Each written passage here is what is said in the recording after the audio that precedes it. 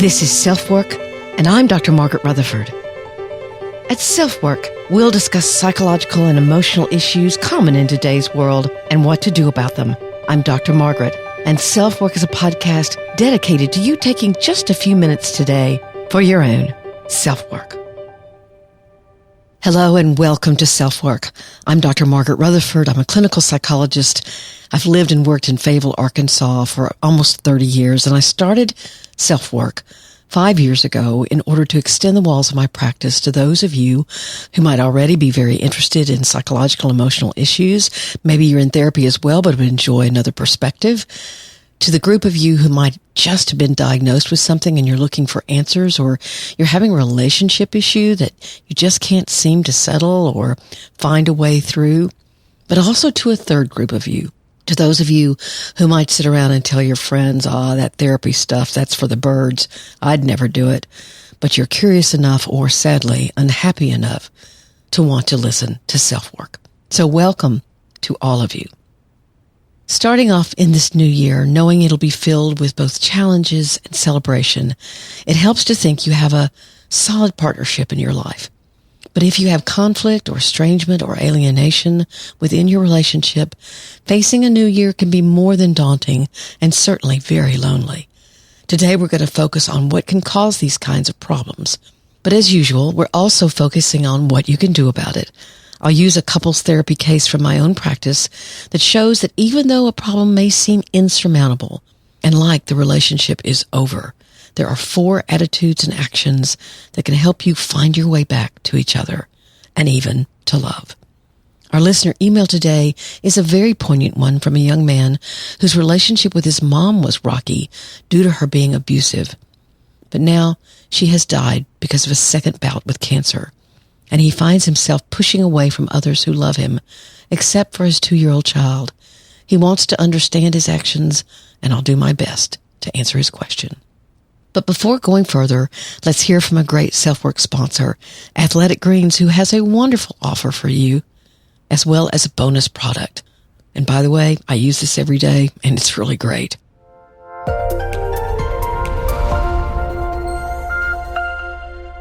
Our partner, AG1, has a product I use every day. I started taking Athletic Greens, frankly, because they were interested in sponsoring SelfWork, and I never recommend something to you without trying it first. With 1 scoop of AG1, whose taste is somewhere between sweet and tart to me, you'll get 75 high-quality minerals, vitamins, probiotics, adaptogens, and whole food source superfoods, which support everything from your gut to your immune system to your energy level. I love it because whether I'm home and about to go out for a walk or traveling and about to spend time with friends and family, I can start my day proactively, knowing I'm doing something for my own self-care. If you're like me, self-care can get lost for sure. In fact, its founder, after having severe gut issues, realized he was taking over $100 a day worth of supplements, which had their own very complicated dosage routine, so he created Athletic Greens. To make it easy, and because you're a SelfWork listener, Athletic Greens is going to give you a free 1-year supply of immune-supporting vitamin D and 5 travel packs with your first purchase. All you have to do is to visit athleticgreens.com/selfwork. Again, that's athleticgreens.com/selfwork to take ownership of your health and pick up the ultimate daily nutritional insurance.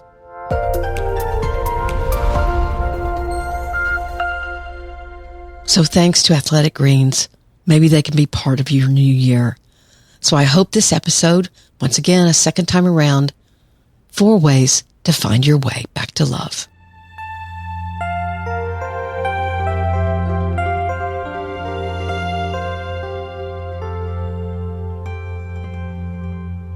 There is certainly more than one way of feeling alone. Loneliness is very much a part of some people's existence who aren't in a committed relationship or are isolated because of depression or anxiety. And sometimes that aloneness can be very, very difficult to handle. Other people seem to prefer it. But when you're in a relationship and you have made a commitment, or perhaps you're married, you can also feel very alone. Maybe the two of you spend a lot of time apart. Maybe you stop talking about anything but the kids. Maybe you fear they're having an affair. Or maybe the two of you are so worried about money that you never give yourselves time to play together. Maybe you've gotten into a rut of being overly critical of one another. Or maybe you don't even feel seen by your partner. Maybe you're not touching one another. Maybe you don't feel what I term in sync with your partner or spouse. This can happen pretty often, actually, when your own needs and theirs don't match up very well. We all have days when we hear our partner say something like, I really can't believe it's been so long since I've had a break. And you look at them and say, hey, you went hunting last weekend, or you traveled for work 2 weeks in a row and I was here with the kids. So often we can be out of sync. And then, of course, maybe the worst thing to hear, I love you, but I don't feel in love with you anymore. What is someone actually supposed to do if they hear this? The very helplessness this statement engenders is quite paralyzing, sort of like a deer in the headlights kind of reaction. Do I move toward my partner? Do I move away? Do I get defensive? Do I tell them that makes me afraid? Do I get angry? You're dealing with shock and all kinds of emotions. Maybe you sort of sensed that they had moved away, but when you actually hear the words, it can be quite devastating. And how did you get there in the first place? Now, today, we're not necessarily talking about when you're in a relationship with someone who's manipulative or doesn't take responsibility for the impact of their behavior on the ones they love.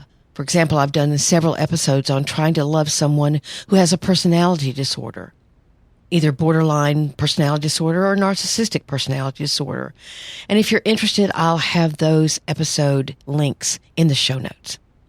No, today we're talking about people who are trying to understand and deal with what have become unhealthy partners in the relationship. What's going on that one or both feel detached, disappointed, or lonely, or not even in love? Frankly, I've had lots of couples come in. I do a fair amount of marital therapy, probably about a third to a fourth of my practice. And I can tell one of them already has a foot out the door. It's just a sense you get. It's sort of the way they hold their body. They don't make a lot of gestures toward their partners. They look at me mostly. And if that's the case, there are usually secrets being kept. And the prognosis for that relationship is pretty grim. I'll usually say something. I'll say, I don't get a real sense that you're sure you're still committed, and see what they have to say. But I want to share the story of one couple that I saw years ago, because they're a great example of no problem being too much of a problem if both people take responsibility for their part and begin addressing it. Just so we're clear, let's call them Anthony and Bree. When Anthony and Bree walked in and told me their story, I frankly wondered if they had a chance in hell of staying married. Now, this may sound stereotypic, and actually I had a comment, I'm not sure, 3 or 4 months ago that the listener wished I would be more gender neutral, so I've actually been trying to do that, but I'm going to risk sounding a little gender stereotypical. But anyway, so I'd never seen a man as distraught as Anthony, nor a woman quite as shut off as Bree. It's more common, frequently, for a female to show more emotional expression. That's not always the case. But men as a gender, again, are less comfortable with the therapy environment and just talking in general, and thus less open. But the opposite was the case here, as it had been other times. Anthony sobbed in my office. I can remember his shoulders were shaking as he related that he was more than close to divorce. He'd had it with Bree's anger and the overly forceful, not abusive, but forceful way she had of disciplining the kids. He'd brought divorce up the month before and felt tremendous shame that he was giving up. He readily admitted that he'd been extremely passive in the marriage and often let Bree handle things, and that he rarely, if ever, spoke up. Instead, he'd act in passive-aggressive ways with her. He'd pout and sulk. But then the air would clear just enough, and the marriage would rock on, until she had one more anger outburst. By this time, they'd been married many years. They had 2 almost teenage children. He'd had it and was going to file for primary custody. They'd stopped having sex years before and never touched one another. So what did I see from Bree? Instead of defensiveness, what I heard and saw from her was quiet affirmation. She said, he's right. She told me that since he told her he wanted a divorce, she'd been reading books on anger management, trying to figure out where her rage was coming from. She was angry that Anthony had left her with so much responsibility, but she recognized that that anger was way over the top. She'd gotten into individual therapy and was beginning to understand herself.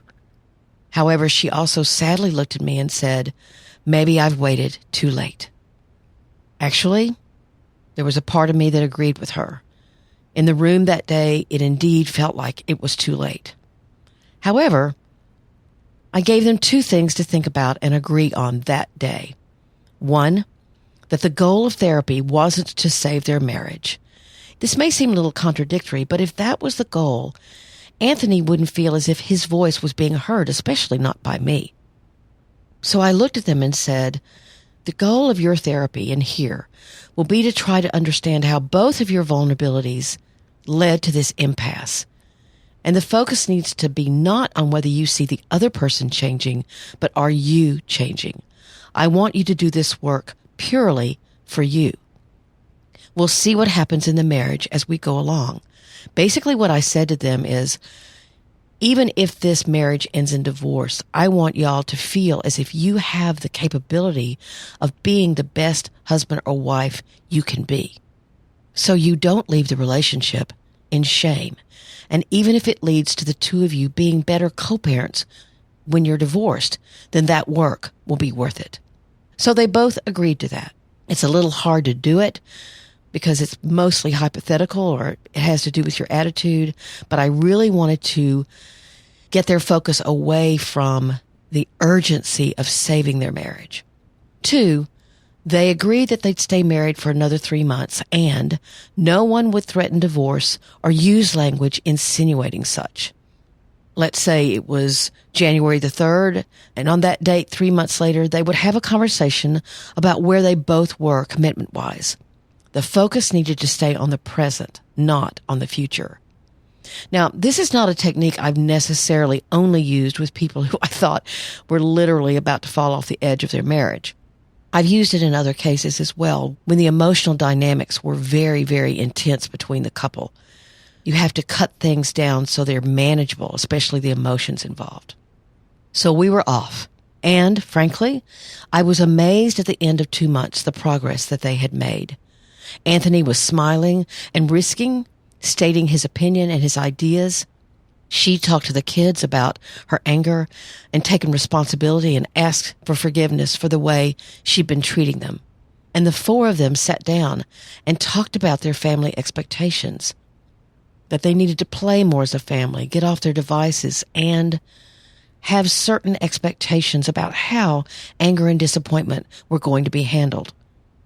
Both Anthony and Bree took responsibility for their part in the problem, and they both miraculously began to rediscover about the other what they loved in each other. It was interesting what they told me also the first session, that almost all their friend group had divorced. And both of them said to me, we don't want to be like them. If there's any way we can save this. Even Anthony said, I am so ready to do this, but there's a part of me that doesn't want to be part of that statistic. So when they got there and I could see them getting there, it made tears come to my eyes for them and for their children. They were finding their way back to each other physically and sexually. Again, it took very hard work on both their parts and an amazing amount of humility and acknowledgement of their part. But if you recognize yourself in this couple, what can you do?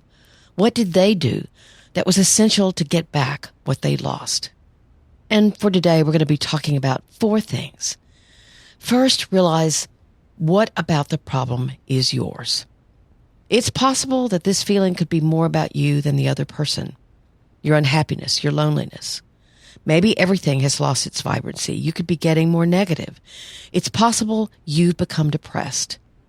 There could be hormonal changes that are getting in the way. There could be situational changes. There's a symptom of depression called anhedonia, and all that means is that you just don't take pleasure in what you used to take pleasure in. And guess what? Your partner could be one of those things. Bree definitely recognized that the abuse she'd experienced as a child was coloring the way she looked at her own children and leading to overly high expectations of their behavior. She needed her children to be perfect to show her she was a good parent. When she began realizing that and how helpless she felt, she could see that she was depressed and that she was expressing that depression through anger. When she went back and started healing some of the things about her own family, she also began feeling more free and less sad, which she was very uncomfortable feeling. She was much more comfortable with anger, as many of us are. So what's the second thing? You have to become aware of how others are affecting you.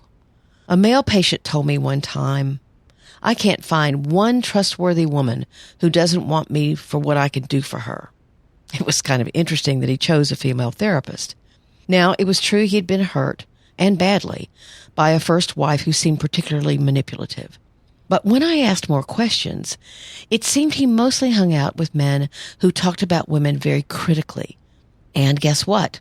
He tended to date women who were needy, setting up the very scenario he didn't want to, that proved him right. When you're attracted to someone who's needy, they are interested in what you can do for them. So you have to be careful that you're not hanging out with people who bash the other gender. Whether you're a woman or a man, no matter what your orientation, if you're around people who categorize groups of people, no matter who they are, their gender, their sexual orientation, their religion, whatever, you're going to be impacted by that. I've already mentioned that Anthony and Bree had a lot of divorced couples who were friends, and many of those friends were touting the benefits of being single again. And there was a part of Anthony especially, but also Bree, that didn't want to be swayed by what these people had to say. And especially Anthony realized that perhaps they had been influential in causing him to only look at the negative, which was real, but it was not everything. Here's the third attitude that can lead to you being able to turn around a troubled commitment. Instead of blaming and being stuck in disappointment, ask yourself what you're trying to learn. You know, I partly fell in love with my husband because his life was stable. He seemed to make good, solid decisions, and I knew I could count on him. Now, 6 years later, I was screaming on the inside, "Do you ever do anything without going over it 100 times?" But actually, the opposite was also true. I think he fell in love with me for my spontaneity and a more intense emotional life. But when we got married, after a few years, he feared that I was going to tell somebody off or be impulsive or spend too much money. Neither of us were right. It's just that you don't get one of those traits without its ensuing opposite. And one is a lot more difficult than the other. I wasn't going to get stable without someone who took time to make decisions. He wasn't going to get someone with a rich emotional life without hearing those very emotions vehemently expressed from time to time. Back to Anthony and Bree, they were stuck in their disappointment.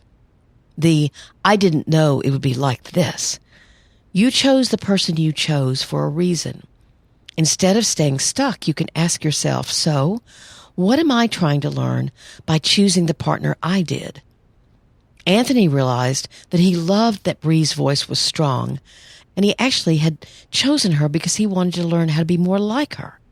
Bree realized that Anthony's tenderness had been an emotional salve for her, but that she'd not learned to approach life with more vulnerability like he did, and that's what she needed to learn. We're often attracted to our partners because of what they can teach us. But sometimes that learning can be difficult. And here's the fourth. Don't overreact to being out of sync. It's normal. Nurturing a relationship takes effort and time. Everybody's marriage gets out of sync sometimes. Your needs just don't match up very well. Maybe one of your parents has died, but at the same time, the other got a huge job promotion with increased responsibilities. Or maybe one of your children is struggling with homework and failing grades, and at the same time, more money is needed for the roof that's leaking. So one of you focuses on the child and the other focuses on finances. And sometimes, what if your child needs a mentor or a tutor? That takes money. So often we can get out of sync because we're focusing on different areas of the relationship, different needs, different expectations. Who's going to give what and when? We need something from our partner that it's tough for them to give. Now, obviously, if this is a chronic problem, we're talking about more than being out of sync. Anthony and Bree weren't in sync at all. They actually hadn't had a true, intimate conversation in about 2 years. They were intensely focused on the kids and had left their own relationship dangling, assuming it would survive on its own, and that's simply not true, ever. At least, that survival won't look very healthy. Therapy may have been the first thing in years that both of them took time for. At the end of our work, they were planning a trip away, just the two of them. No friends, no kids. That hadn't happened in forever. So let's summarize once again the 4 things to help you get back on your feet in a relationship. First, realize what about the problem is yours. Second, be aware of how others around you may be affecting you. That could be your mother, your father, your friends, your work colleagues, whoever. Third is, instead of blaming and being stuck in disappointment, ask yourself, in your choice of your partner, what were you trying to learn? And the fourth is, don't overreact to being out of sync. It's normal. But remember, you have to nurture a relationship, and that takes time together alone.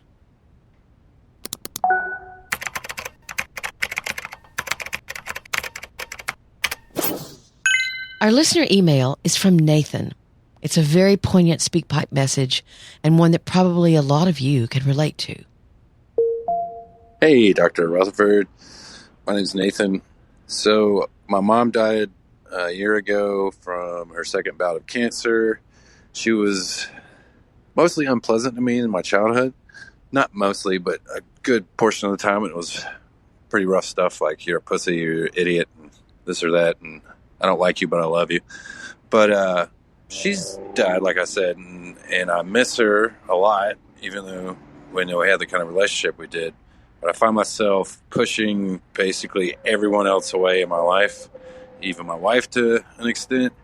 The only person I'm not is my almost 2-year-old daughter. I'm not really pushing her away. She's like the joy of my life. But yeah, that'd be great if you could maybe shed some light on that. All right, have a good one. Bye-bye. So what could be happening with Nathan? There could actually be several things, but I want first to say how sorry, Nathan, I am that your mother died without ever apologizing to you or trying to acknowledge the damage her own problems had caused. Often an ending or death like this can create its own set of reactions, as on some level you recognize that with her death, any chance or opportunity for that emotional closure to happen is gone. It died along with her. She never made herself available to hear from you, and that can make you feel very angry, like you've been robbed again.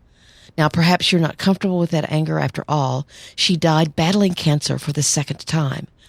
Maybe she even showed courage in that fight, and you want to hang on to that. Anyway, cancer's a hell of a battle to fight, so it can feel very complicated. And actually, pushing others away can keep it more simple. It may be that you're isolating yourself from others because you don't want what you're perceiving as their pity or empathy. You want to stay in control of your emotions. People sometimes don't understand that even if your parent was harsh or unloving, they were still all you had. And you missing her might sound contradictory, but really it is not. You learned how to cope with her unavailability and even the insults she passed out. And that doesn't mean that there weren't some good times. And again, she was your mother. It's interesting that you don't push away your 2-year-old. She needs you and asks no questions, and you can stay much more in control. It was interesting to me that even your voice in your message sounds very even, like you're staying in your head rather than connecting with your emotions. That may be where you feel safe, and that's okay, but it's not going to be the answer long term. I'd encourage you to write in a journal. And let your wife and others know that you see their efforts to reach out to you. You're just not in a place right now where you can reach back. But that's where you want to end, being able to reach back. You can acknowledge that you're backing off for self-protection, and that's far different than backing off because you don't appreciate their efforts. Grief is unique to everyone. It also might be helpful for you to write a letter to your mom. Obviously, she'll never read it, but you can tell her what you might have wanted to say to her. You could even write her answer, and maybe that answer would talk about the mother she wished she was. Or maybe she'd continue to blame you, I don't know. But journaling can be positive for you as you safely begin to allow all of your emotions to be. Grief, again, is unique. The most important thing is not to get stuck in one stage or another. Good luck to you. I'm very honored that you'd reach out. Sometimes, again, when we have a painful relationship with a parent, when they die, or perhaps even when you're alienated from them, you have a very complicated set of emotions. So simply allow those emotions to be and work through them.